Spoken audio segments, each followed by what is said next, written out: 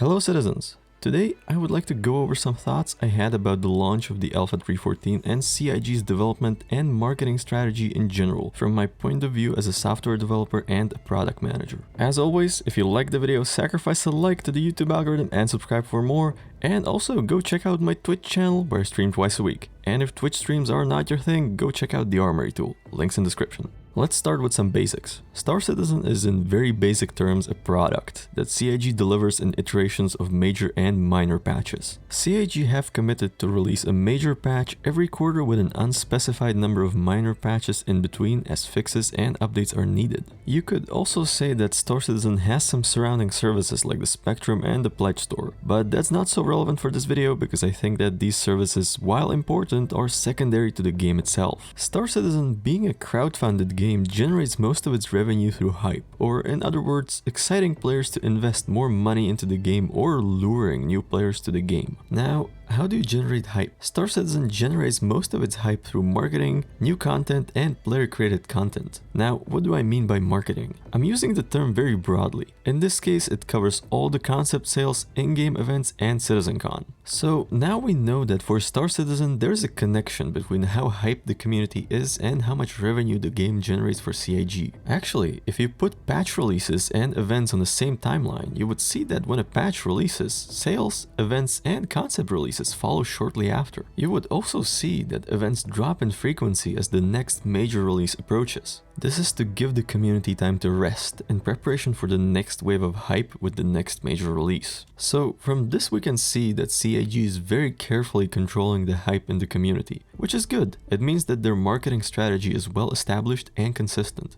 But now let's move on to the development side of things. In simple terms, when developing a product, you're looking at three things. How much time you have to deliver the product or the product update, which in our case is 3 months to deliver a major patch. Then you're looking at what features you're promising to deliver in the upcoming release, which in our case are the items on the roadmap. And finally, you're looking at the quality of the product and satisfaction of the user, which in our case is the number of critical bugs, loading times, and performance. By the way, you can check the status of performance and loading times using the telemetry tool on the RSI website. So generally in a major release, you aim to add useful features while maintaining, or even better, improving the quality of the product. However, every release introduces more bugs, which go into your backlog and need to be fixed. In Star Citizen, this is usually addressed in minor patches along with some delayed content that was scheduled for the major patch but didn't make it. And by now you should start seeing the problem. You only have a finite amount of time, developers, and development effort, and with this limitation you inevitably have to prioritize either new features or quality of life. And here's where we're coming back to hype and marketing. Star Citizen generates hype through new features, ships, and events. Creating these takes effort away from fixing bugs and dealing with the technical debt. You also have to keep in mind that a lot of refactoring tasks and bug fixes for the game are waiting for large features like server meshing, which also contributes to quality of life stagnating or decreasing.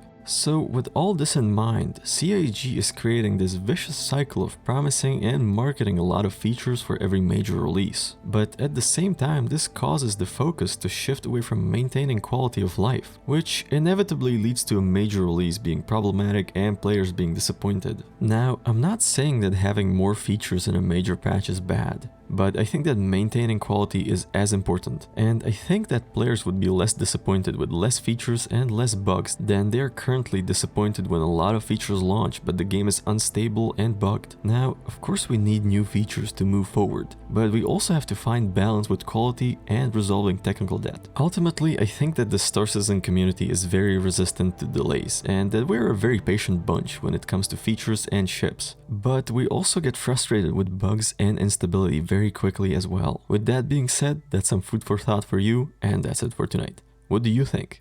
Would you rather have less features but more bugs fixed, or would you rather have features prioritized at the expense of fixing bugs? Fly safe, and I will see you in the verse.